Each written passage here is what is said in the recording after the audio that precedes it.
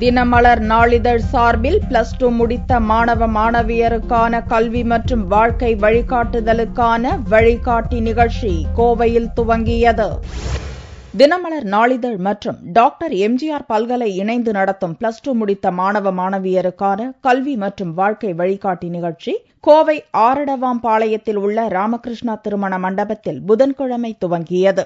இந்நிகழ்ச்சி 29ஆம் தேதி வரை நடக்கிறது. +2 தேர்வுக்கு பின் உயர்கல்வியில் எந்த பாடப்பிரிவை தேர்வு செய்வது என்பதை மாணவ மாணவிகள் தெரிந்து கொள்ளும் வகையிலும் தரமான கல்லூரிகளை ஒரே இடத்தில் தேர்வு செய்ய வசதியாகவும் இந்நிகழ்ச்சி நடத்தப்படுகிறது. கோவையில் துவங்கிய வழிகாட்டி நிகழ்ச்சியில் கருத்தரங்கம் மற்றும் கண்காட்சியை எம்ஜிஆர் பல்கலைக்கழக துணைவேந்தர் முஸ்தபா ஹுசேன் துவக்கி வைத்தார். இந்நிகழ்ச்சியில் ஆயிரக்கணக்கான மாணவ மாணவியர் கலந்து கொண்டு கடல்சார் கல்வி, அனிமேஷன் போன்ற பாடங்கள் குறித்து ஆலோசனை பெற்றனர். சிவில் சர்வீஸ் தேர்வை எதிர்கொள்வது குறித்து கடலோர காவல்படை தலைவர் சைலேந்திர பாபு விளக்கம் அளித்தார்.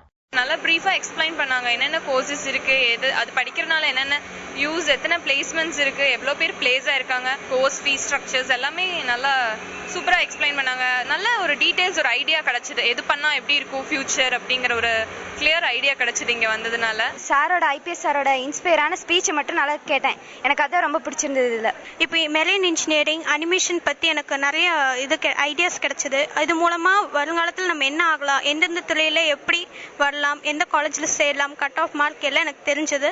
நிகழ்ச்சியில் கலந்து கொண்ட மாணவ மாணவியருக்கு வழிகாட்டி புத்தகம் வழங்கப்பட்டது.